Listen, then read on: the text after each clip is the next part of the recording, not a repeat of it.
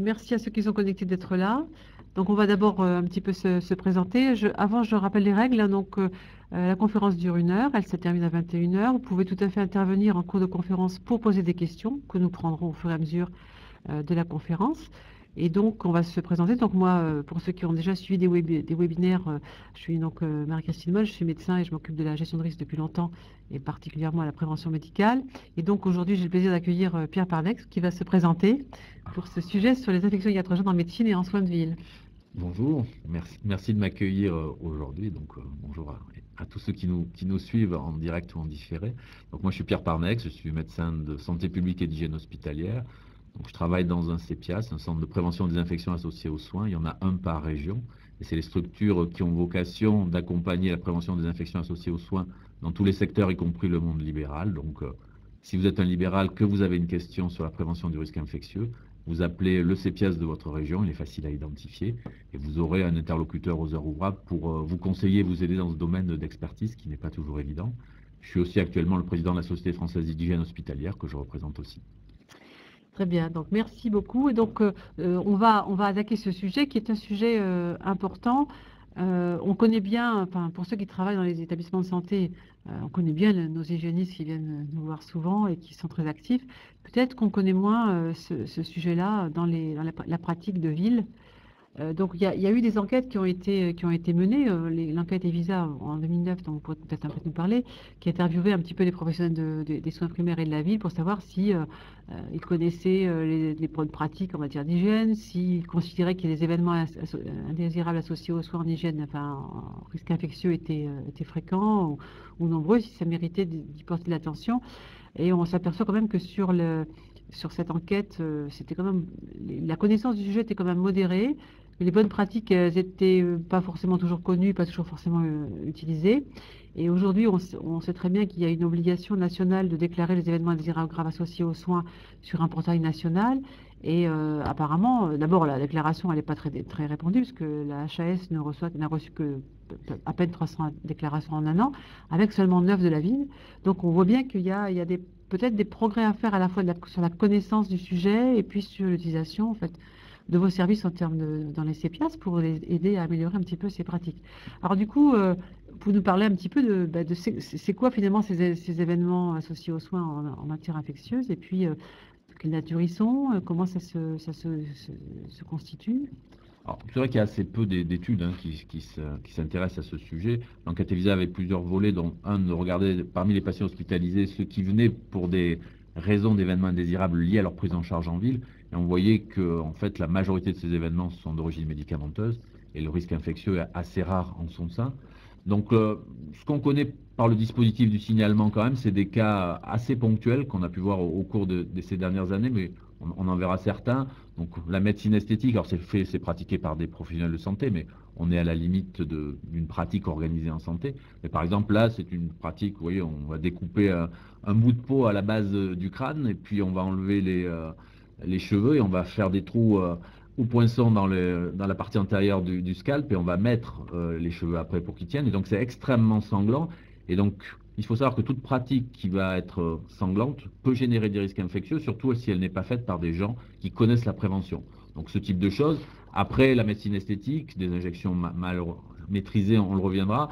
Et puis globalement, tout ce qui va être alors pour les médecins, les injections ou les paramédicaux infirmiers, des injections IM sous-cutanées, c'est là ou intra-articulaires, c'est là qu'on va avoir des infections et souvent qui donnent lieu à des contentieux qu'on peut voir dans les rapports qui sont faits par les assureurs.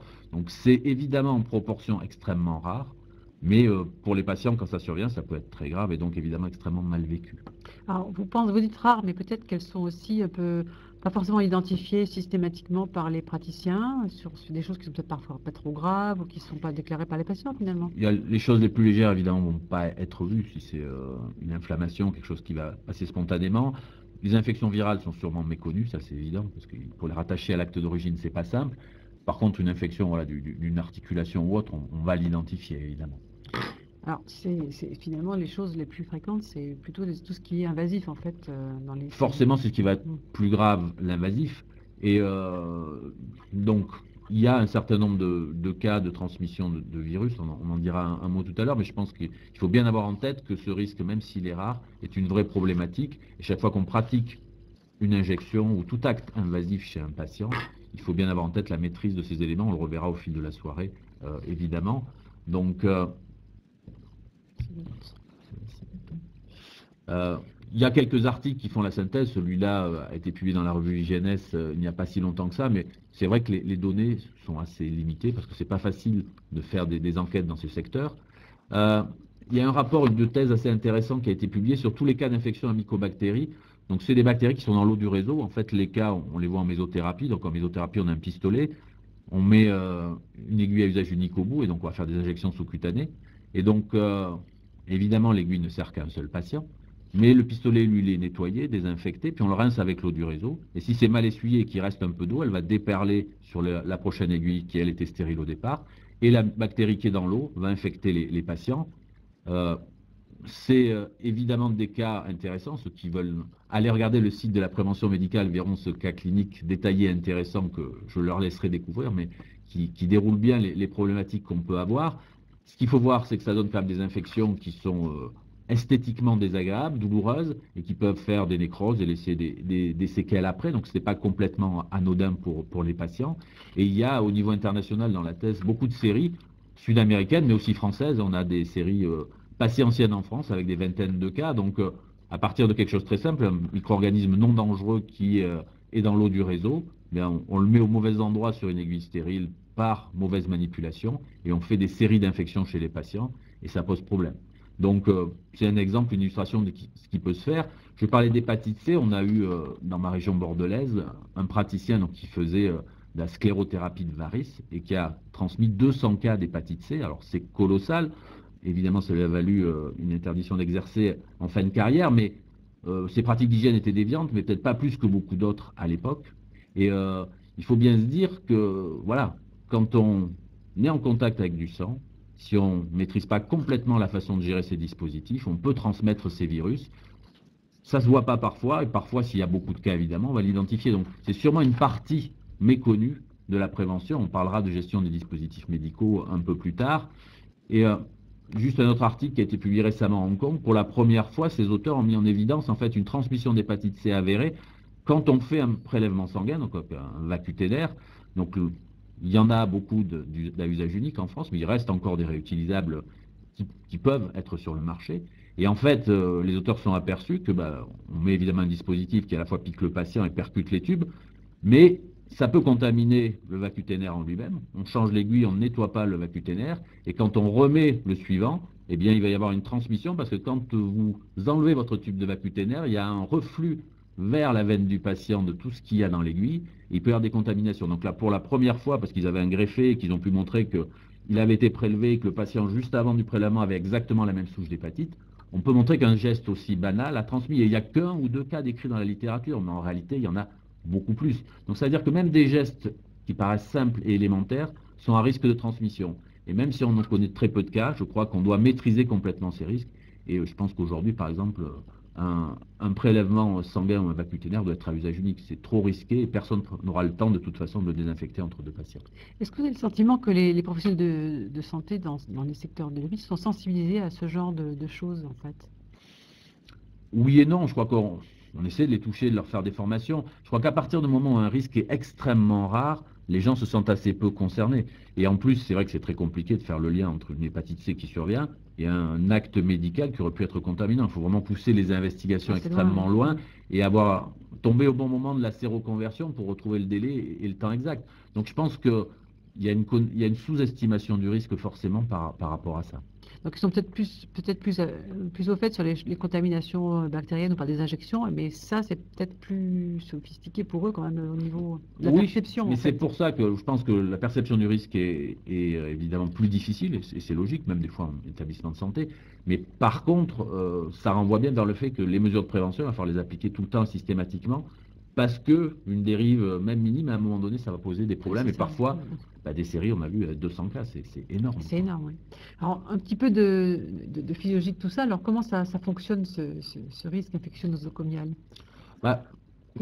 Les déterminants sont complexes. Ce qu'il faut savoir, et ça explique un peu la chose, c'est que une, une exposition à un agent infectieux n'entraîne pas une infection, heureusement, sinon ce serait dramatique. Donc un patient, il est plus ou moins fragile, donc il va avoir des pathologies, s'il est immunodéprimé, s'il a un traitement, évidemment, une chimiothérapie anticancéreuse, un traitement qui va des corticoïdes, il va être plus fragile et plus réceptif à l'infection, les âges extrêmes de la vie, personnes âgées, enfants très jeunes, et votre agent pathogène, il est plus ou moins virulent. Certains sont peu virulents, il faut des doses importantes pour contaminer un patient, d'autres avec une bactérie ou un virus vont être contaminants.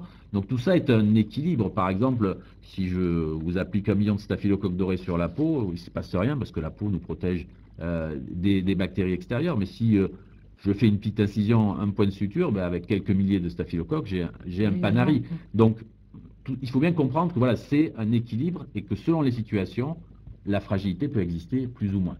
Donc après, eh bien, il y a pas mal de facteurs qui vont influencer. Et évidemment, la première chose, chaque fois qu'on fait un geste invasif, c'est de réfléchir à sa pertinence. La l'HAS la met en premier lieu, c'est-à-dire est-ce que le patient a vraiment besoin de cet acte et est-ce qu'il n'y a pas quelque chose de moins invasif qui pourrait apporter le même bénéfice sans risque. Ça, c'est important. Et puis il y a peut-être aussi la compétence, c'est des choses qu'on fait de façon très occasionnelle et qu'on pourrait peut-être déléguer à des gens qui savent les faire mieux. Par exemple, je pense aux injections intra-articulaires, par exemple. Donc, Oui, je crois qu'après, voilà, il faut parfois trouver la limite de ses capacités et la fréquence. Donc ça, c'est aux praticiens à évaluer. Mais si on le fait, on va le faire dans des conditions adaptées, avec, voilà, en respectant un minimum de règles, en particulier d'asepsie et de désinfection cutanée adaptée, ça c'est sûr. Donc, si on continue un petit peu Donc si on continue, il y a d'autres éléments qui vont évidemment jouer, la surcharge de travail. C'est vrai que si j'ai à faire X visites dans la journée, X patients, etc., forcément à un moment donné, je prendrai moins de temps pour faire la prévention. Et c'est là où il faut savoir qu'est-ce qui est indispensable et qu'est-ce qui pourrait être entre guillemets un peu superflu et ne jamais contourner ce qui est indispensable parce que c'est là qu'on a des problèmes. Et après, c'est vrai, quand je conçois mon cabinet, il faut que la qualité de l'eau puisse être maîtrisée, que je puisse faire des contrôles, que j'ai un environnement, un espace suffisamment grand pour pouvoir éviter des croisements, des contacts, des contaminations. Donc il y a aussi la façon d'organiser et de concevoir son cabinet, la zone d'accueil des patients, qui va influer sur le risque. Alors, un petit peu de multiplication bactérienne pour nous expliquer la multiplication bactérienne, je crois que c'est important. Bon, voilà, à partir d'une bactérie unique, il va y avoir des divisions permanentes. Donc en 20 minutes à peu près, ça va dépendre des circonstances, mais là on donne 2. Donc ça va être permanent, c'est un phénomène permanent qui va arriver. Et de temps en temps, là, on voit des verts, on voit des jaunes, c'est-à-dire par des phénomènes de mutation ou de transmission génétique complexe ou d'évolution génétique. Il y a plein de mécanismes. On a maintenant des cassettes qui génèrent la transmission sur des gènes de résistance. Donc c'est assez complexe, mais de temps en temps, il y a spontanément des mutants qui vont apparaître. Alors déjà, en multiplication, ce qu'il faut dire, c'est que ça vous donne une idée. Si j'injecte un patient, je contamine une préparation que je fais, je l'injecte directement au patient. Il va avoir une bactérie qui passe dans le sang, ça ne va rien lui faire. Par contre, si ma préparation, je la laisse de côté et je la prépare à l'avance pour 5-6 patients, au bout d'1 heure ou 2 heures, la quantité de bactéries sera très importante et là, mon patient, il peut faire un choc septique, quelque chose de grave. Donc ça veut dire que quand on fait des injections ou toute perfusion, etc., il faut vraiment faire la préparation et l'administration directement après. Ne jamais laisser des choses qui peuvent favoriser la multiplication et donc, in fine, le risque. Alors après, pour la résistance, eh bien, voilà, on va avoir un certain nombre de colonies qui vont se multiplier, avec les résistants aussi se multiplient, mais ils restent minoritaires. Dans une flore digestive, par exemple, on a plein de bactéries sensibles, quelques résistantes qui en général sont quiescentes parce qu'elles sont dominées par les autres. Et une bactérie résistante, en plus, pour résister, elle consomme de l'énergie, donc elle est assez peu virulente. Elle peut quand même transmettre sa résistance à des bactéries sensibles, donc se développer un petit peu, c'est son arme. Mais évidemment, si on va donner des antibiotiques, on va tuer toutes les vertes, c'est-à-dire toutes les sensibles, et il va rester que les résistantes qui vont commencer à se développer. On le voit sur des boîtes d'antibiogramme. Au départ, on est sensible à tout. Et après, les bactéries, on voit, arrivent au contact des disques, elles sont résistantes à tous les disques d'antibiotiques parce qu'on a sélectionné ces petites jaunes qui, elles, sont résistantes. Et au bout de certains temps, on n'a plus que des jaunes et on a un patient qui a une flore complètement déséquilibrée avec des germes dangereux, transmissibles. Et s'il s'infecte avec ces germes, c'est plus grave.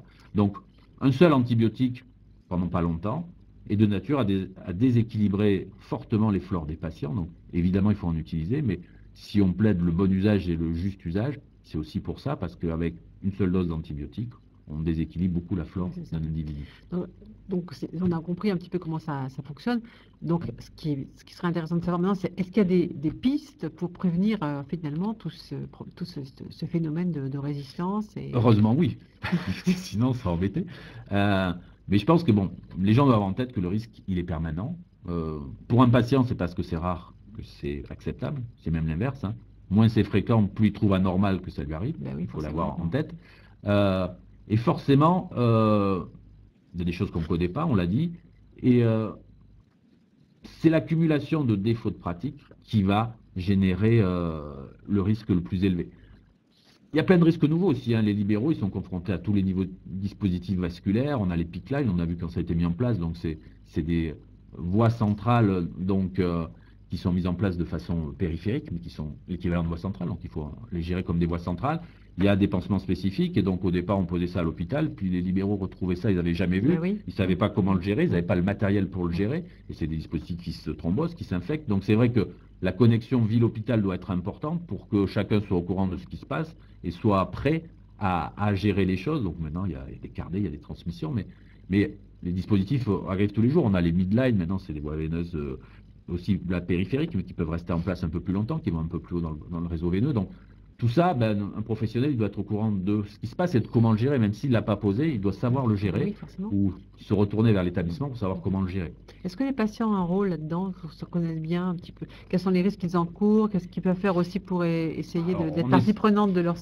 on essaie toujours d'éduquer les patients, mais ça a des limites aussi, je pense, hein, parce que un patient, il est stressé par sa maladie, on ne peut pas lui faire reposer toute la sécurité des Non, soins sur bien lui. sûr. Il peut y avoir des éléments, il peut avoir son carnet, rappeler qu'il a un carnet, présenter Voilà, les ça, choses, oui. un certain nombre d'éléments, mais je pense qu'il y a quand même des limites à la contribution du patient. Je crois qu'il faut déjà lui dire qu'est-ce qu'il doit faire. Sur des PICC line, on a vu des patients, je demandais ce que c'était, il les a arrachés, les posait sur la table. Donc il y a déjà qui connaissent ce qu'il Bien doit sûr, faire oui. lui, et l'hygiène qu'il doit avoir. Après, contribuer au système. Je pense sur un dispositif intravasculaire, ce qu'il peut faire, c'est s'il a mal, le dire. Le dire, voilà. Ça, c'est Porter déjà un l'alerte, élément déjà. important de porter l'alerte parce que le professionnel va pouvoir agir plus vite après. Ça, c'est important. L'antibiorésistance, c'est l'enjeu de tout le monde. Chacun à son niveau peut y contribuer. Si je fais une bonne hygiène des mains, je transmettrai moins de bactéries, il y aura moins de résistance qui va diffuser. Et chaque fois que je peux éviter l'usage d'antibiotiques ou si un patient a fini, il va lui dire que ces antibiotiques, il les ramène à la pharmacie, il n'en a plus besoin, il ne va pas se les reprendre spontanément, etc. Je crois que c'est un peu comme le développement durable, quoi. On ne va pas sauver le monde tout seul, mais si on ne fait rien, il ne se passera rien. Et au moment donné, on aura de vrais problèmes. Donc, chacun peut contribuer à son niveau à faire évoluer les choses. Alors, il y a aussi le risque patient, mais il y a le risque professionnel qu'il ne faut pas oublier, hein, les accidents exposants au sang, les professionnels qui se piquent et se coupent, ça existe. Donc ça arrive toujours. La dernière enquête de l'Ordre des infirmiers a montré que la majorité des infirmiers se piquent une ou plusieurs fois dans leur carrière. Alors aujourd'hui, on voit moins de séroconversion VHC, VIH, parce qu'il y a moins de patients avec des virémies élevées, ils sont mieux traités, mieux pris en charge, mais ça peut toujours exister. Et donc là, il faut être vraiment dans des organisations et des systèmes de prévention qui ne baissent pas. Il peut y avoir aussi des transmissions d'autres agents pathogènes, hein. Un paludisme peut se transmettre de cette manière-là. Oui, bien sûr. On a vu les fièvres virales hémorragiques qui sont quand même extrêmement graves et évidemment par un accident d'exposition au sang, ça peut se transmettre. Donc là, il faut être extrêmement rigoureux et certain de ce qu'on fait, de comment on le fait. Et donc ça, je pense que on reverra les précautions standards, mais les professionnels doivent garder en tête que une piqûre, ça peut être potentiellement très grave. Parce que dans les établissements de santé, il y a des procédures pour les accidents d'exposition au sang. Dans le libéral, c'est peut-être plus flottant par rapport à ça. La conduite à tenir peut être un peu plus compliquée pour eux, mais on en dira un petit mot après, mais ils peuvent l'organiser. Après, c'est vrai que c'est moins simple qu'en établissement de santé, puis le système d'indemnisation ou de suivi est un peu différent. Souvent, il faut avoir aussi une assurance privée, donc compléter un peu sa prise en charge dans ce domaine-là. Donc je crois que les précautions standards, c'est le socle, on va les développer. Si on savait faire ça, on ferait beaucoup de choses. Les antiseptiques aussi, bon, je crois qu'il ne faut pas faire des choses compliquées. C'est vrai qu'il y a beaucoup d'antiseptiques, mais aujourd'hui, si je suis un libéral, j'ai des antiseptiques majeurs qui sont polyvidone iodé alcoolique et chlorhexidine alcoolique. Si j'utilise ça, quel que soit le geste, je sais et que je laisse sécher avant de faire mon geste, je sais que je suis protégé. Je n'ai pas besoin de poser beaucoup de questions. Si je suis sur une peau saine, sur une muqueuse, je ne prendrai pas de l'alcool, bien sûr, j'aurai du Daquin. Donc plutôt utiliser des antiseptiques haut de gamme, comme ça on est tranquille, quel que soit le geste. Si je fais de l'intra-articulaire, ça marche aussi. Donc avoir les bons antiseptiques et éliminer les autres, à mon avis, c'est important. Et puis après, ben, bien sûr, hein, l'hygiène des mains, l'hygiène respiratoire, on va y revenir, mais c'est aussi la base de la prévention. Et là, on va pouvoir impliquer les patients.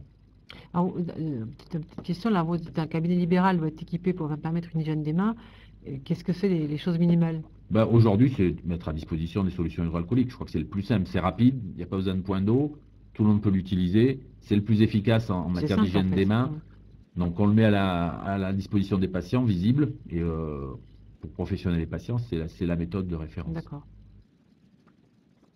Donc, avec aucun besoin d'équipement, donc c'est important. Après, je pense que tout professionnel de santé a une responsabilité aussi aujourd'hui, dans la prévention en particulier, pour lutter contre toutes les rumeurs, les fake news qui sont majeures. Dans le domaine d'hygiène des mains, on a plein de faux messages qui passent autour des solutions hydroalcooliques, elles sont toxiques, elles sont non efficaces, qui sont complètement faux, hein, Oui, mais qui même, finissent par contaminer les professionnels, même jeunes, avant même qu'ils rentrent en formation. On a des gens qui arrivent, des jeunes en IFSI qui disent je ne veux pas l'utiliser, c'est trop dangereux. oui. Donc c'est quand même terrible à la fin de se dire que tous ces faux messages arrive à annihiler la prévention et à poser de vrais problèmes de prévention. On le voit aussi avec la Oui, il y vaccination. a eu hein. beaucoup de campagnes Voilà, anti-vaccination. donc en France, on est en train d'essayer de remonter le cap, mais je pense qu'un professionnel de santé, aujourd'hui, doit être, c'est quelqu'un de formé, de cultivé, doit être porteur des vrais messages, essayer de redresser ces problèmes qui diffusent suffisamment par ailleurs sur les médias sociaux et autres. Donc ça, je crois que c'est quand même important. Alors on parlait de la déclaration, c'est vrai qu'il faut aussi se dire que la déclaration d'événements indésirables graves, il y a le portail, mais même on appelle le CEPIAS, le Centre de prévention des infections associées aux soins de sa région, on en parle. L'objectif, c'est pas déclarer pour déclarer, c'est essayer de voir comment on peut Bien s'améliorer, sûr. à quoi ça va servir. Et puis si un professionnel déclare quelque chose, après ça servira à prévenir d'autres infections chez d'autres. On va essayer de comprendre ce qui s'est passé, parce qu'il y a plein d'autres gens qui font la même chose, mais par chance ou parce que la situation ne s'y Oui, prête pas, il n'y a pas d'infection. oui. Mais le risque est là. Là, Donc déclarer, c'est déjà apprendre et comprendre sur ses pratiques et pouvoir s'améliorer, et puis aussi essayer de faire progresser les autres. Donc ça reste important, c'est pas de la comptabilité, ça n'a d'intérêt que s'il y a de l'action derrière, et c'est pour ça que les CPIAS sont là dans les régions. N'hésitez pas à trouver celui de votre région, il est facile, il est dans un CHU, dans le CHU en général, un des CHU de la région, et vous aurez de l'aide et des conseils dans ce domaine-là. Est-ce que les conseils de l'ordre font passer l'information sur les CPS auprès des médecins libéraux et des ordres, des différents ordres? Ça démarre, par exemple, en Nouvelle-Aquitaine, l'URPS, médecin, a fait un papier sur le CPIAS. Donc après, je crois que c'est à nous aussi de nous promouvoir, mais ça commence à exister, à être lisible. D'accord. Alors, on a parlé au début là, de bonnes pratiques. Donc, il en existe maintenant des bonnes pratiques qui concernent finalement les soins en ville. Alors, on peut peut-être un petit peu détailler ce qu'elles comportent, ces bonnes pratiques. Oui, alors, la Société française d'hygiène hospitalière a fait au moins 2 documents qui peuvent être intéressants pour les libéraux. Si vous voyez ici en violet, ils sont téléchargeables sur le site sf2h.net en libre accès. Donc, c'est un guide de bonnes pratiques pour les soins de ville en 2015. Donc là, vous avez tous les éléments sur quel antiseptique, quel port de gants, gestion des déchets, gestion du matériel, synthétisé. 2015, il est encore d'actualité et il est facile d'accès. Ça a été fait sous forme de tableau pour justement retrouver les situations, les identifier facilement. Je fais une injection intramusculaire, qu'est-ce que je dois faire? Donc, je vous invite à aller le regarder. Et puis, on a fait plus récemment, en 2017, une actualisation des précautions standards. C'est pour tous les secteurs, hôpital, médico-social, ville, parce que les règles sont les mêmes pour chacun et elles sont à décliner de la même manière. Il n'y a pas de différence. Et là, c'est où que je sois, quel que soit le soin, quel que soit le patient, quelle que soit mon activité, je dois respecter ça. Donc, le champ, il est assez varié, mais il y en a que 7 quand même. Donc, il y a des choses qu'on a rajoutées qui étaient un peu moins. L'hygiène respiratoire, on en dira un mot, c'est important. Donc, il faut bien savoir que si on applique ces règles, elles protègent le patient, mais elles protègent aussi le professionnel. C'est des règles de prévention qui sont universelles. On ne s'intéresse pas au patient s'il est infecté ou pas. On fait la même chose sans se poser de questions. D'ailleurs, on ne sait pas, pour la plupart, s'ils sont porteurs d'une infection virale sanguine ou pas. Ce n'est pas connu. Et donc, ça, c'est un point important. Après, il faut quand même un minimum de moyens, c'est-à-dire d'organisation. Donc c'est vrai que si je veux appliquer les précautions standards, il va falloir à un moment donné avoir quand même des gants, il va falloir à un moment donné avoir des masques chirurgicaux, des solutions hydroalcooliques. Donc c'est pas onéreux, mais il y a un minimum d'éléments qu'il faut mettre à disposition, sans lesquels on ne pourra pas évidemment appliquer ces mesures.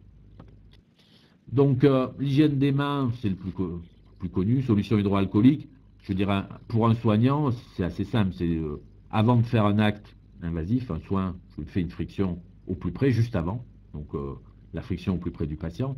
c'est facile en couvrant l'ensemble des parties de la main, et en particulier les pulpes. Il faut bien faire attention. Si on montre là, hop, les pulpes, il faut bien le bout des doigts, c'est ça qui peut être contaminant en premier, donc il faut bien y penser. Et donc après, si je quitte un lieu de soins, quel qu'il soit, c'est la chambre du patient, enfin, si j'étais à son domicile, je vais aussi me désinfecter les mains ou après le contact avec le patient parce qu'il peut être porteur d'une bactérie. Donc, un avant, un après. Les soins, globalement, c'est quand même l'important. Si tout le monde faisait ces 2 temps, avant, après, je pense qu'on éviterait et les contaminations de patients et la transmission croisée après de bactéries multirésistantes. Donc ça, c'est important. Après, vous connaissez les ongles courts, les avant-bras dégagés, etc. C'est pour Donc les faciliter. contacts avec le patient, ça consiste aussi, je lui serre la main quand je le rencontre et... Oui, alors, on n'a pas dit qu'il ne faut pas serrer la main au patient, il faut garder des contacts. Mais une fois que j'ai serré la main, j'ai les germes du patient sur ma main. Donc si après je vais lui faire une injection, ce qu'il faut, c'est avoir une chronologie logique. C'est-à-dire, je ne vais pas passer mon temps à me désinfecter les mains, mais je l'accueille, je lui serre la main, je fais, etc. Et juste avant de faire mon soin, en lui parlant, là, je fais ma friction et je sais que mes mains sont désinfectées et que je suis prêt à faire le geste. Donc, c'est au plus près avant. Bien sûr, on peut serrer autant qu'on veut la main. Non, mais parce que c'est important de savoir dans quel ordre on le fait. Voilà. Tout en préservant la relation avec le patient. Voilà, je pense qu'il faut la préserver le mieux possible et juste avant de faire l'acte d'examen ou d'injection de ce qu'on veut, c'est là qu'on se désinfecte les mains.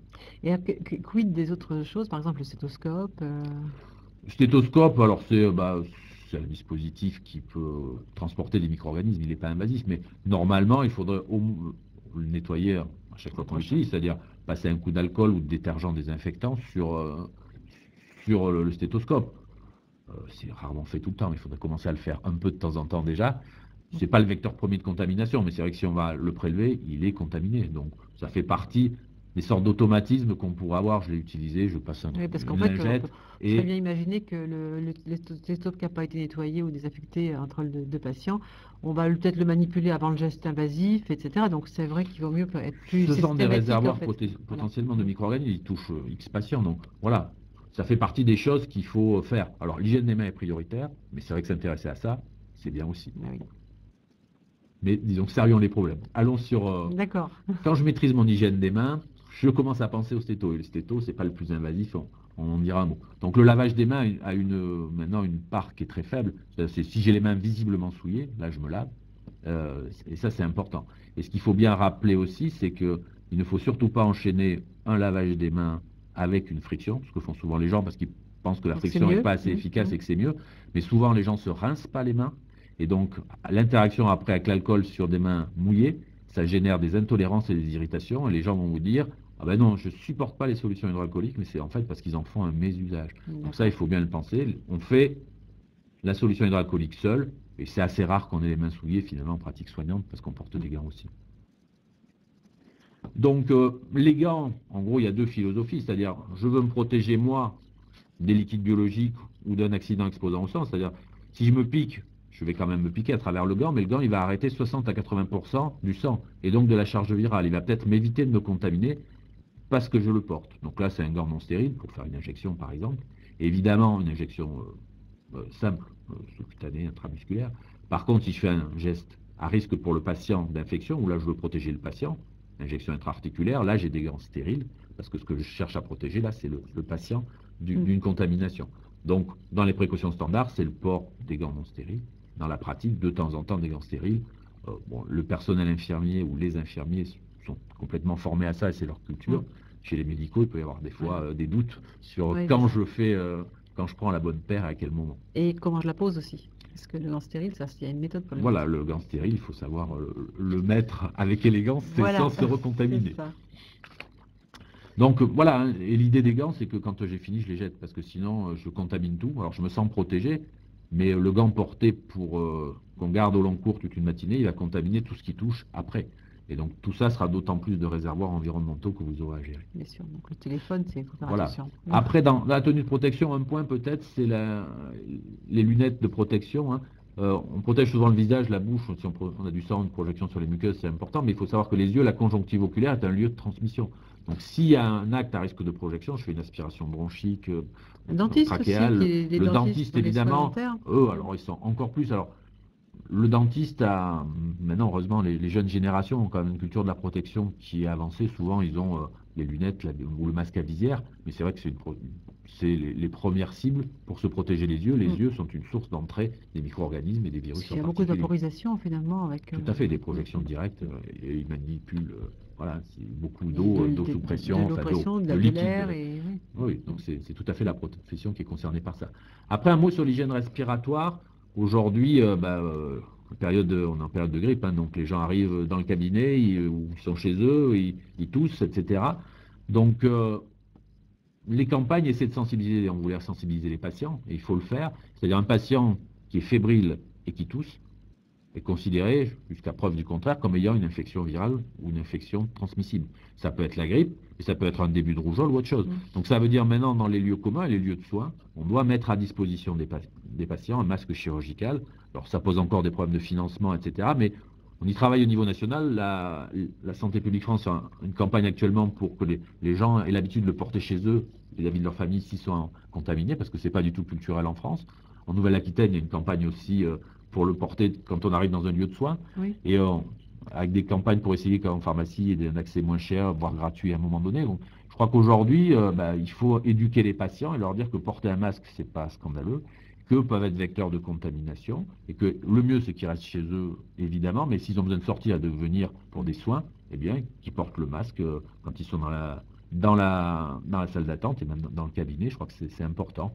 On a du mal à y arriver, mais on y arrivera un jour. Vous avez des affiches pour informer dans les salles d'attente des médecins? Il y a bien sûr des affiches. En Nouvelle-Aquitaine, il y en a une qui est assez sympa, qui dit le héros sort masqué maintenant. Elle est sur le site de l'ARS Nouvelle-Aquitaine, mais il y en a un certain nombre. Il y a la campagne de Santé publique France aussi qui est actuellement déclinée sur le mode du sport. Donc elles sont trouvables. Puis là encore, si vous n'arrivez pas à les trouver, appelez votre CPIAS, ils vous donneront les bons outils. Tout à l'heure, on a évoqué un peu les dentistes. Est-ce qu'ils ont, ces populations qui est quand même plus dans les actes techniques et tout ça, est-ce qu'ils ont, eux, plus de relations avec les pratiques d'hygiène, plus de contrôle, plus de bonnes pratiques, plus... Je crois que les dentistes, ils ont été formés à la gestion du matériel médical et des dispositifs. Ils ont des assistantes dentaires qui, elles, suivent un cursus avec une formation à l'AST, etc. Donc, le dentiste, je pense qu'il est maintenant beaucoup plus formé. Il y a eu quand même, au niveau de l'ordre des chirurgiens dentaires, des enquêtes, des outils d'auto-évaluation où ils sont tous passés à ça. Et je pense qu'aujourd'hui, le niveau des pratiques dentaires est quand même assez maîtrisé. Il peut toujours y avoir des risques. Mais déjà, la gestion du matériel... ils vont posséder des autoclaves adaptés, ils vont faire des choses correctes. Et je pense que c'est une profession. Alors, on a évidemment décrit des hépatites B, des hépatites C. Il y a même eu des problèmes de VIH à une époque, qui a compris le risque assez vite et qui a quand même augmenté, à mon avis, de façon très importante son niveau. Et dans leur formation, c'est quand même une partie de sensibilisation qui est importante. Et quand vous voyez votre dentiste, en général, souvent il va arriver, il a ses lunettes, il a son masque. Et ça montre que, chez les plus jeunes voilà, que cette dimension est prise. Mais je crois que c'est une profession qui a beaucoup travaillé, heureusement, parce que là, il y a vraiment des dispositifs, les porte-instruments rotatifs, ça peut renvoyer des liquides qu'ils avaient à l'intérieur. Donc il faut vraiment être assez strict avec la gestion de ce matériel. Alors, pour ceux qui nous écoutent, n'oubliez pas, vous pouvez poser des questions. Hein. Donc là, on a Cécile qui remercie Pierre pour sa pub pour le CPIAS. C'est gentil, Cécile. Voilà, mais si vous avez des questions, n'hésitez pas à nous les poser. Hein, ça doit être l'Occitanie, ça. Voilà. On salue l'Occitanie. Donc, un point aussi, c'est la gestion des objets piquants, coupants, tranchants qui va être importante. C'est-à-dire que c'est quand même dans les soins, on va passer après aux dasseries, des choses qui sont importantes. C'est avec une aiguille qui vient de servir, on peut se piquer. Et si on se pique, c'est là qu'on peut se contaminer. Donc, il faut l'éliminer dans ce qu'on appelle des collecteurs pour objets piquants, coupants, tranchants, qu'on va avoir à côté de la main, au plus près du soin. Donc ça veut dire qu'il y en a qui existent, on peut les mettre sur des plateaux de soins. Le libéral va avoir le format qu'il veut, mais il faut l'avoir au plus près de soi, parce que l'idée c'est j'ai fini, j'élimine. Chaque fois que je vais le mettre transitoirement sur la table, ailleurs, sur le lit du patient, il y aura un risque d'accident exposant au sang ou des cours. Donc c'est pas facile, parce que selon le contexte de soins, quand je suis chez le patient, c'est plus compliqué, mais il faut s'organiser, réfléchir et se dire à la fin de mon geste, je dois pouvoir l'éliminer directement, parce que c'est là que je vais minimiser mon risque à moi d'avoir un accident, évidemment. Alors, on va parler d'environnement tout à l'heure. Il y a une petite remarque de Loïc qui nous demande, je suppose que vous souhaitez avoir de distinguo entre infection nosocomiale ou associée aux soins en ville. Il y a qu'est-ce qu'on peut dire? Alors pour Loïc, ce qu'on peut dire, c'est qu'on parle globalement d'infections associées aux soins, quel que soit le lieu où elles surviennent, Par contre, le terme nosocomial s'applique aux infections associées aux soins survenant dans un établissement de santé, parce que historiquement, c'est là qu'on a décrit ces fameuses infections nosocomiales, et qui reste en plus dans la législation française un système d'indemnisation très spécifique à ces infections associées aux soins dites nosocomiales survenant en établissement de santé. Donc on a gardé spécifiquement à la législation française et à la demande des usagers cette terminologie et ce système d'indemnisation qui est assez favorable aux patients. D'accord. Donc on va parler maintenant de la gestion de l'environnement. La gestion des déchets fait partie de l'environnement. Donc on va en parler un petit peu. Ces containers dont on parle là, pour éliminer les coupants tranchants, etc., c'est des containers qui sont un peu spécifiques et qui coûtent un peu. Est-ce que c'est un gros budget sur un... Alors, j'ai pas en tête le budget, mais il y a un budget. Alors après, évidemment, il y a des normes, il faut les respecter. Mais je pense que pour un professionnel, c'est quand même la sécurité. S'il y a un risque avec des déchets d'activité de soins, c'est les piquants tranchants. Parce que c'est là que ça peut avoir des contaminations secondaires. On rappelle en France qu'en 97, il y a eu un employé de la ville de Paris qui ramasse les ordures, qui s'est piqué dans les poubelles d'un immeuble et qui a fait une infection à VIH. Dans cet immeuble, il y avait un médecin généraliste. Il a été considéré comme responsable de cette piqûre et de cette sérocontamination.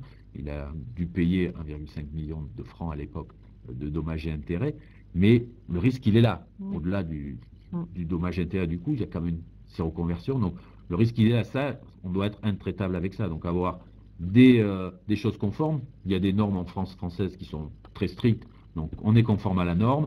On a des fermetures transitoires. Donc si je transporte dans la voiture, je peux le fermer de façon transitoire. Et après, il est fermé quand il a atteint sa limite de remplissage de façon inviolable. Et je vais l'éliminer. Alors après, il faut y avoir des filières. Pendant longtemps, c'était compliqué. Aujourd'hui, c'est assez simple.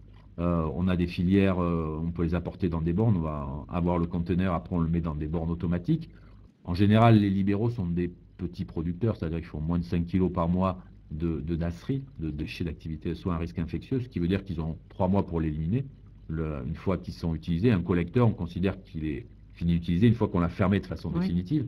Donc ça peut durer quand même un certain temps. Le coût existe, mais il n'est pas si élevé. Ce qui va rendre un coût élevé, c'est si je mets beaucoup trop de déchets dans cette filière. Après, les autres déchets, c'est vraiment des objets souillés par des liquides biologiques. On ne va pas mettre des gants qui ont servi et qui ne sont pas souillés, etc. Il faut vraiment faire un tri très sélectif. Il doit rester assez peu à amener. Et aujourd'hui, on a eu beaucoup de problèmes de filière. Maintenant, il y a beaucoup d'opportunités pour le faire. Des pharmacies qui doivent maintenant collecter les DASRI et les objets des patients, qui eux ont droit à des collecteurs gratuits payés par l'industrie qui les fabrique, sont aussi des centres. Donc je crois qu'aujourd'hui, ce problème de coût est quand même beaucoup moins prégnant qu'avant. Et surtout, les filières existent et c'est facile pour un professionnel de trouver une filière et d'apporter au centre. Et il faut savoir que devant la loi, ils sont quand même responsables. Et même si je suis un petit producteur, je dois pouvoir porter, si j'ai un contrôle de l'administration de la santé, montrer les bordereaux de chaque dépose de l'eau, voilà, de l'avoir et pouvoir montrer ça et dire que je suis conforme à la loi, sinon il y a des amendes qui peuvent être extrêmement élevées. D'accord. Donc il y a une connaissance de ces circuits par les professionnels de... Je pense que les libéraux les connaissent bien parce que maintenant il y a une organisation dans toutes les régions qui leur est offerte. Pendant longtemps, il n'y avait pas grand-chose, on voyait des gens qui brûlaient dans leur cheminée, il y avait plein de choses hétérogènes. Maintenant, c'est beaucoup mieux maîtrisé, je crois que les choses se passent beaucoup mieux. D'accord. Donc là, on va passer là. Donc, voilà, les accidents exposants au sang, on l'a parlé. Je crois que si je suis professionnel libéral, la première chose que je dois connaître, c'est quel est l'infectiologue référent de mon entourage. En général, c'est le centre hospitalier qui a des urgences le plus proche. C'est là que, parce que si je me pique, ben, je dois évaluer le risque. D'abord, le mieux, c'est de proposer un prélèvement au patient si je sais quel est le patient source à partir duquel je me suis piqué, pour lui proposer un dépistage des hépatites et du VIH, par exemple. Et en général, ils acceptent tous. Et donc là, en fonction de ça, des résultats, je vais orienter est-ce que j'ai besoin d'une chimioprophylaxie antirétrovirale. Et de toute façon, il faut contacter l'infectiologue référent qui évaluera la gravité, même par téléphone, c'est possible. Il ne faut pas trop tarder pour le faire. Voilà, il faut le aussi. faire le plus vite possible, parce que s'il y a besoin de mettre un traitement, il faut le faire le plus rapidement, ou des gamma-globulines, hépatite B, si j'ai pas une couverture vaccinale adaptée, ce qui est pas normalement ne doit plus être le cas. Mais voilà, il faut penser quand même à avoir ce réflexe, et pas se dire c'est rien, je me suis piqué, c'est pas grave. Je crois que parce que c'est pas grave jusqu'au jour où le vrai problème arrive, et là on le regrette vraiment parce que c'est trop tard. Donc je crois qu'il faut avoir identifié qui je peux appeler le jour où ça m'arrive, parce que le jour où ça m'arrive, j'y pense pas. Quoi. Voilà. Et j'ai par exemple mon antiseptique type Daken, les produits chlorés pour faire la désinfection cutanée, les soins. Si c'est dans l'œil, je me rince à l'eau claire évidemment, au sérum phi. Mais ça, je crois qu'il faut avoir anticipé parce que voilà, la plupart du temps, il n'y aura rien, mais Oui, on ça veut peut arriver. qu'il n'arrive rien parce que ça serait vraiment dommage qu'on revoie des séroconversions virales de ce type dans notre pays. Alors apparemment, il y a quand même des gens qui disent qu'il y a du travail à faire sur le tri auprès des producteurs de déchets. Il y en a toujours, ça, j'ai conscience, il y a que les problèmes existent. Mais je pense que là, il y a quand même un aspect économique direct dans l'établissement de santé. Celui qui produit le déchet, il ne les paie pas. C'est Le clair. libéral, il les paie. Mm. Donc, je pense qu'il est quand même sensibilisé à l'idée de... Alors après, peut-être qu'il peut ne pas trier de façon optimale, Mm. mais je pense qu'il est sensibilisé à l'idée de ne garder que ce qui a un sens. Et en général, ils ont un petit collecteur dans leur contrat, ils n'en ont pas des tonnes, hein, donc ils en ont quelques-uns, et celui-là, ils vont le garder, le remplir et le porter. Donc, je pense qu'en milieu libéral, ils peuvent peut-être se poser des questions sur est-ce que ça relève ou pas à un moment donné de la filière, parce que tout n'est pas aussi clair que ça, mais je pense qu'ils sont sensibilisés de fait au tri. D'accord. Alors on peut Donc, parler des excrétas les aussi. excrétas, alors, bon, c'est vrai qu'en milieu libéral, on a peut-être moins de gestion, mais enfin, on a quand même des toilettes dans son cabinet, par exemple. Il faut penser quand même à faire du ménage, puisque cette petite étude montre, vous voyez, si on rince un bassin qui a été utilisé avec des douchettes qu'on peut avoir à l'hôpital ou par un système X ou Y, hein, si on met de la fluorescéine à la place des excrétas, on voit qu'après avoir fait cette opération, il y a des excrétas, donc de la fluorescéine, partout sur les oui. toilettes et sur la tenue des gens. Et on sait aussi quand on tire une chasse, il y a un aérosol d'entérobactéries qui passe partout et qui diffuse. Donc c'est des zones quand même, quand il y a des milliards de bactéries dans le tube digestif, là vous avez de quoi transmettre des bactéries hautement Oui. résistantes un peu partout. Donc il ne faut pas se dire, moi je fais tout, je fais lavage des mains, je suis super bon en friction, etc. Mais ce côté-là, je gère rien dans mon environnement. C'est paradoxal. Alors, si je suis dans une structure, établissement de santé, EHPAD, etc., ben, je vais devoir avoir un lave-bassin, une autre stratégie. Peut-être en ville, si je fais des soins à domicile, je vais avoir une autre approche. Je vais peut-être essayer de voir comment je peux avoir. Il y a des sacs qui se mettent dans des bassins, qui sont pour des patients incontinents et qui vont être après dans les déchets. Il peut y avoir des approches, mais je crois qu'il faut le réfléchir. C'est pas la problématique peut-être première du libéral pur, mais déjà, il a des locaux lui-même et des toilettes. Il pense que ces patients qui sont porteurs de ces bactéries ou autre chose, ils passent. Et donc, peut il y va y avoir avoir un aussi entretien. des haricots dans lesquels il met. Voilà.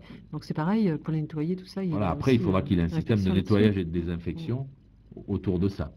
Donc la gestion de l'environnement, ça va être aussi, il faut avoir des détergents désinfectants, c'est-à-dire des produits qui nettoient et qui désinfectent, en particulier des produits qui vont être pour nettoyer là où le patient va s'allonger. Voilà, même si on protège, il faut quand même passer un coup de détergent désinfectant sur toutes les surfaces où il a été en contact. L'adaptable où je vais poser des choses, par exemple, du matériel, je leur fais des prélèvements. Donc, il ne faut pas nettoyer tout le temps, mais les zones où je pose du matériel souillé et les zones qui sont en contact direct avec le patient, on doit avoir un minimum d'entretien. Voilà, il y a des produits très simples d'utilisation, produits détergents désinfectants, 10 pour surface haute pour ces surfaces. Donc là, les gens connaissent leurs produits de référence et ça doit être fait voilà, de façon mécanique ou automatique entre les patients. Là, on est loin de la vérité aujourd'hui, c'est une Certainement, évidence. oui. Et dans les matériels, vous préconisez plutôt l'usage unique, du coup, dans les soins primaires, plutôt que des choses réutilisables et désinfectées. Réutilisable, ça va être compliqué parce que les lingettes, il va falloir les passer en machine, enfin, c'est ingérable. Là, on va être sur Au sens large, tous les l'usage matériels unique. d'entreprise. L'usage unique, en principe, il est plus simple à gérer. De toute façon, si j'ai pas d'usage unique, ça veut dire qu'il faut que j'ai une gestion adaptée. C'est ça. Et c'est vrai que plus je suis petit et isolé, plus c'est compliqué d'avoir un niveau de gestion qui est conforme, quoi, c'est évident. Donc, on l'a vu, on a parlé de la data, je crois qu'on peut parler un petit peu du matériel, c'est le bon exemple. Je crois que si je suis libéral, dès que j'ai du matériel invasif, il est maintenant à usage unique. Si je fais des sutures, etc., je ne m'embête plus à le stériliser. On voit ici sur une échelle, on a en gros 3 niveaux de risque. C'est-à-dire, si j'ai un matériel comme le stéthoscope tout à l'heure qui va juste sur la peau saine, j'ai une désinfection dite de bas niveau. C'est-à-dire, je veux éliminer les bactéries et les petits virus. Mais enfin, c'est surtout les bactéries que je vise. Après, dès que je vais sur une muqueuse, donc je suis plus invasif, donc un abaisse-langue, par exemple, des choses simples. Mais là, on me demande d'inactiver tous les micro-organismes, sauf les spores, c'est-à-dire les mycobactéries. Tout à l'heure, les fameuses mycobactéries qu'on a dans l'eau, vous voyez qu'elles sont très résistantes au système de désinfection, mais l'ensemble des virus, aussi les fongiques, donc c'est très exigeant. Ça veut dire que là, je dois avoir des infections avec des produits de niveau intermédiaire, qui sont souvent des produits oxydants, type acide peracétique. Donc c'est complexe. Donc faire un process comme ça de nettoyage, rinçage, désinfection, rinçage terminal, pour un abaissement, c'est-à-dire que Oui, je ça vaut vais pas le coup, l'avoir à usage bien unique. sûr, hein. Et donc tout ce qui pourra l'être, et dès que je suis invasif, c'est-à-dire que je passe à travers une muqueuse ou à travers la peau, là je relève de la stérilisation. Parce qu'il y a tous les examens gynéco aussi avec les spéculums et tout Bien ça. sûr, donc ça veut dire que soit je suis capable, donc la bonne époque, on gardait le spéculum dans la poche, c'est fini ça. Et on le passait un peu sous l'eau, Mm. c'est un concept révolu, quoi. Je veux dire, là, c'est logiquement l'usage unique, parce que si j'ai une stérilisation, c'est possible, hein.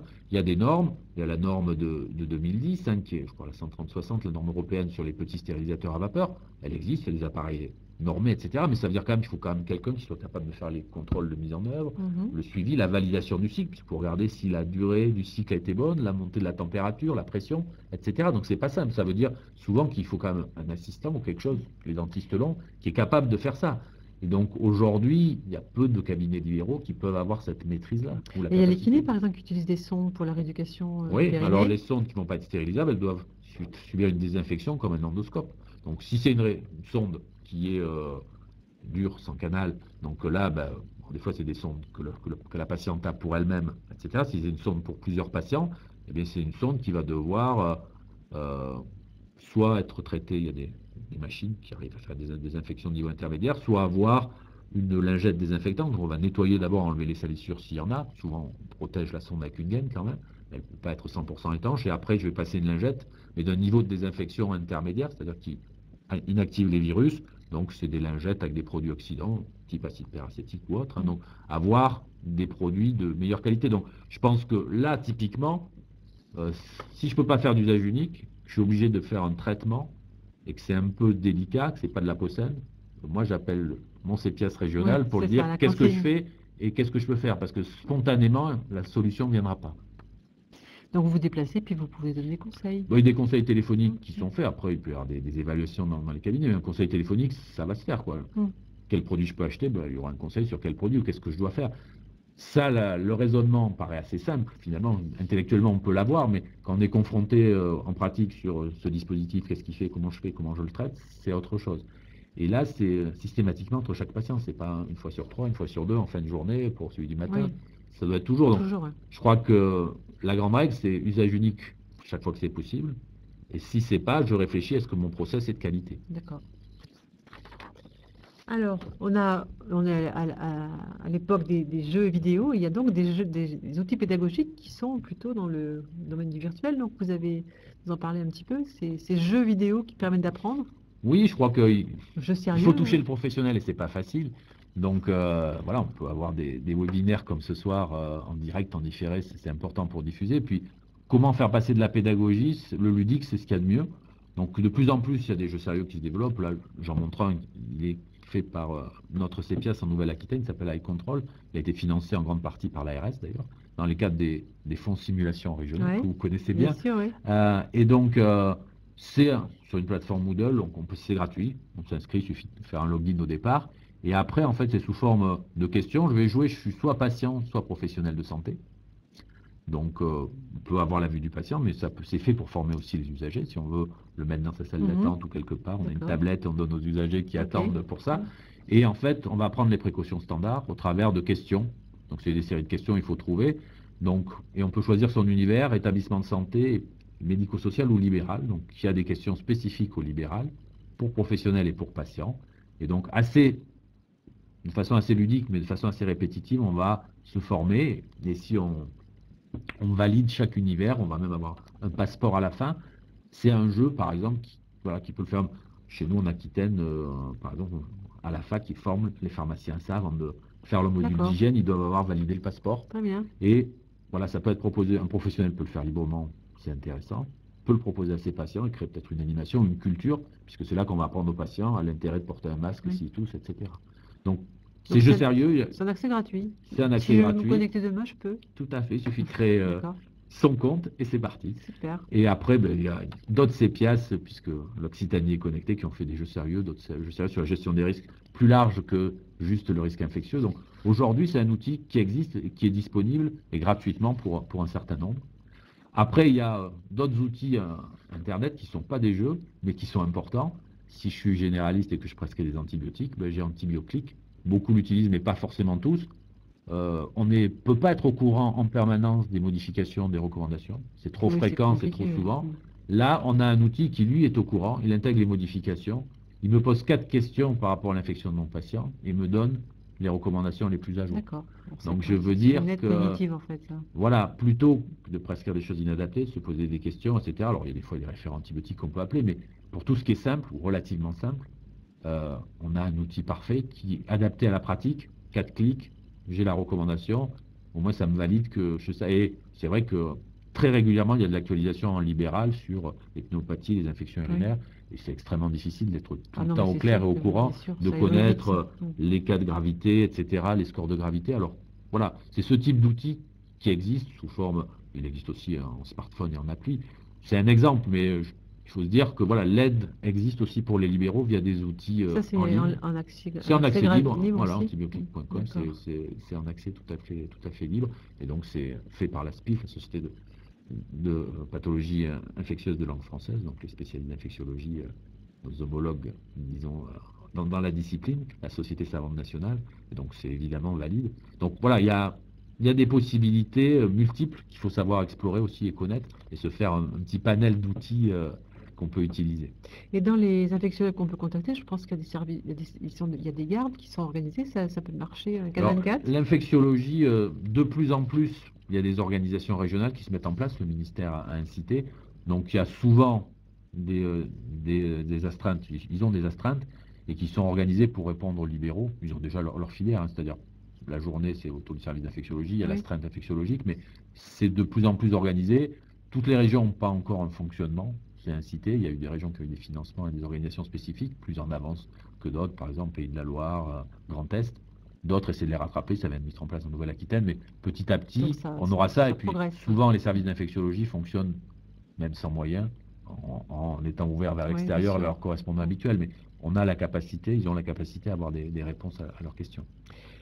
Bon, ben, on arrive au bout de notre petite conférence. Donc, en conclusion, alors, comment on conclurait ça? Donc, on a perdu l'image. Voilà. Donc, le rôle donc, des libéraux dans le diagnostic et puis la prévention aussi hein, Ouais, des IS. je crois qu'il y a plusieurs points qui peuvent être importants. Un point qui est important, c'est voilà, les patients, ils sont opérés, ils sortent de plus en plus vite. Je suis opéré de la cataracte, je vais chez moi très vite. Le risque maintenant, il y aura quelques infectés. Le risque pour le patient, c'est si il s'infecte, et c'est pas facile pour lui de définir parce que quand c'est que j'ai plus mal à Ouais, l'œil c'est ça. qu'avant, que ça me c'est plus rouge, et c'est pas moi qui vais le voir, c'est plutôt l'entourage. S'il s'infecte, l'urgence, c'est qu'il revienne vite. Vite. Parce qu'au bout de 2 jours, peut-être le traitement antibiotique intraoculaire, il va me sauver l'œil. Au bout de 5, je vais peut-être perdre la vue. Donc ça veut dire que le professionnel libéral, il va aller voir ces infections. C'est lui qui va être appelé sur ça. Et donc il va devoir être en alerte et savoir réorienter ses patients de façon adaptée pour des infections urgentes comme celle-là, mais peut-être pour des infections aussi qui, suite à une opération d'orthopédie ou autre, où la qualité de la prise en charge va conditionner le devenir. Et c'est d'autant plus vrai que les patients sortent de plus en plus tôt de l'hôpital et que justement l'infection, la suite opératoire compliquée va être dépistée par le médecin. Donc ils ont un rôle dans le devenir positif de leurs patients pour gérer des infections qui ne sont pas de leur fait, mais qui sont celles du dispositif, et c'est leurs patients qui sont concernés. Donc voilà, le patient peut aussi, on l'a dit, faire des choses, mais dans une certaine limite, mais je crois qu'on doit l'informer chaque fois que possible. Voilà, sur un dispositif, quel il est, qu'est-ce qu'il doit faire, pas faire, comment je peux me doucher, pas me doucher. Enfin, il y a des choses évidemment élémentaires à faire. Après, je pense que la philosophie principale reste de faire simple et efficace.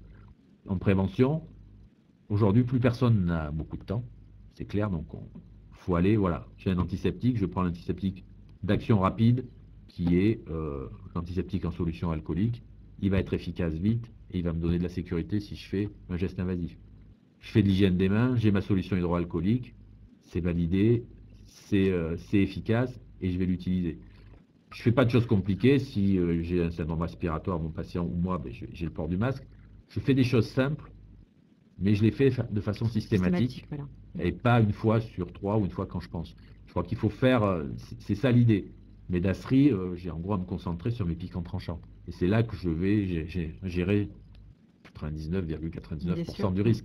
Donc, c'est ce type de choses. Et j'ai du matériel à gérer. Eh bien, ce matériel, il sera à usage unique la plupart du temps parce que retraiter du matériel, et du matériel, en particulier s'il est invasif, c'est très complexe et ça demande une infrastructure et une logistique qui ne sont pas du tout coût-bénéfice pour Bien le sûr. professionnel. Alors, il y a une petite question sur le fait qu'on va pouvoir, vous pourrez suivre cette conférence en différé, bien sûr. Elle sera disponible sur le site de la prévention médicale incessamment dès qu'on aura fini demain matin, elle sera en ligne. Donc, vous pourrez la revoir ou la faire revoir. C'est le même objectif, que ça soit On espère revu la autant diffuser possible. Voilà. largement. Et puis, effectivement, donc, excusez-moi, mais il y a une autre remarque qui est de dire que finalement, si finalement le rôle, je remonte un petit peu, merci pour les félicitations. Et donc, il y a quelqu'un qui a dit, j'arrive pas à remonter sur le commentaire, mais qui a dit que c'était vraiment le rôle des CPS de faire le lien entre les médecins de ville et puis les autres, Ça quoi. fait partie de leur mission ou de nos missions, Voilà, c'est puisque je ça. suis dans Je le crois CPS. sincèrement que c'est notre rôle de faire le lien entre les libéraux et les établissements de santé. Tout à fait. Voilà. Donc, c'est le moment de le faire. Donc, chers collègues qui êtes de se connecter, Voilà.